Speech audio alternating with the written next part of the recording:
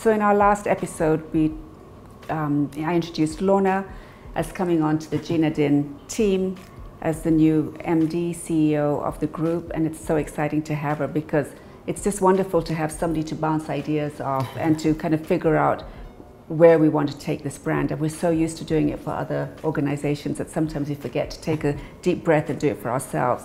So Lorna and I have similar thoughts on very many things, and one of the biggest areas that I think has driven both of us to get here is the importance of impact of the work that we do. Mm-hmm. And for many years, and a number of PR agencies, are in that space where it's all about corporate work and all about, the launches and events and all that. And I think that's important. And for me, it's helped me build the brand. Yes. But I think where we're going now, it's actually a much more deliberate and much more. It's much more about how we're going to impact the organizations that we work with and what are the conversations we're going to have. Mm-hmm. So Lorna, maybe you can just tell us what your feelings are on the kind of work that we are looking at doing together. I think you've hit the nail right on the head, is that PR is changing, and part of it is the proliferation of media, social media. It's no longer, oh, let's wait for the 8 a.m. edition and you put out a story in the paper. That's one of the things that's impacting how media has changed, has determined how businesses operate. But there's been also a significant shift in business. So whereas before CSR could be seen as you could do anything that was interesting and not necessarily part of your business, as long as you had the picture in the paper holding the big check. Exactly. It was a marker, it was a tick off to say we've done our work. But with the merger between thinking about the world as it's changing, with the different challenges we're facing in the world, whether it's climate change or poverty, or businesses just wanting to be better, not just to make profit, but do good. Social investment. Social investment, absolutely. There is a unique opportunity that lies in to help people navigate that space. A lot of companies want to do it, they don't know how to do it.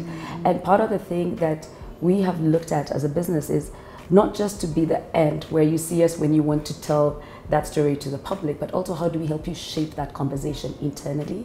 How do we help you package it? So it's not just a PR, it's something you've always done, but it's getting people to understand it. It's your communication strategy that leads into your public relations. Exactly. How do then people engage with you?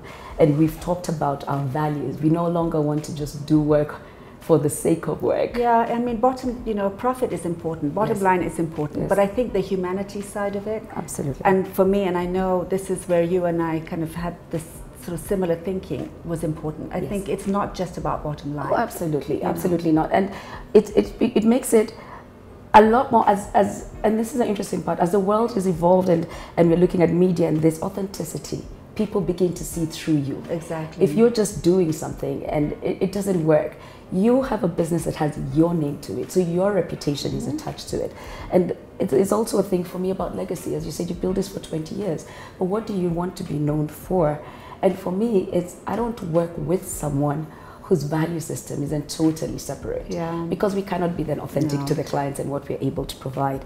So playing in the space of social impact, starting to understand how work, even as development work is changing, funding is changing, the whole thing of aid is being thrown out the window. Businesses are now wanting to know how they can impact their societies better. How do we help them navigate that? The SDG goals that are being incorporated into business is huge. How do businesses do that and do that well? How do we tell them SDGs are not that thing over there, but if you're working in finance, you can plug yourself to this SDG. Like everybody can be involved in everybody can be involved in it. And there's a huge communication space that exists there. And you, with your experience, kind of know how these people got to where they are. I'm kind of bringing in the stuff where I'm like, every day, I'm like, so Gina, have we looked at this today? Have we done this? Which allows you to be, okay, this is a big picture, this is where we're going.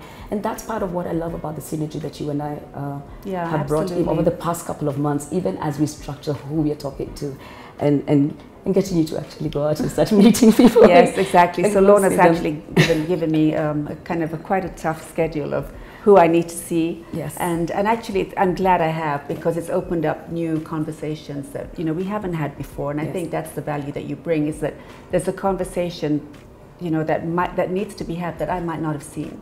Yes, And but you know the people to have but it I know with. the people to have it with. Absolutely. So I think that's really exciting. But it's also where I see the industry, and I think that's very important. Is that it's not just where I see my brand, but as I was building a brand, I was also building an industry. Yes. 20 years ago there wasn't a PR industry, and so for me, I kind of feel very responsible for ensuring that the industry evolves as well, Yes. and that we become not just PR agencies or communications agencies, but we become strategic management advisors to clients. There you go. With a bias on communications. Yes. And so I think that's really, what I can see going forward, and it's where communications is evolving to. Yes. Globally. Globally, yes, not just here. And so we have to bring the industry along with us, and we have to be the ones that lead it, because we always have. Yes. And so for me, I think that's really what I needed. I needed somebody that would help me to lift the industry. And for where I was sitting, I needed somebody with experience who had run this business, because I was doing my own consulting on individually, but then allowed me to get into those rooms, into those conversations, and say, hey, this is what's happening. But because I come on the anchor and I stand on the shoulders of greatness, and I am there talking about a business, there's respect, there's an equity that you have built for yourself, not just as an individual, but as a business. And as you said, rightfully so, you have set a trend. And how do we continue being the ones to move on to the next one? And that's a huge responsibility. I think, when you're building your brand, that's one responsibility. Yeah. But when you're building an industry, you have a lot of people that are looking up to you. And I don't mean just in Kenya, but I just mean in Africa. We're the most awarded agency on the continent. Yes. And that comes with a certain responsibility, where people are looking to say, so where's Gina Din going now?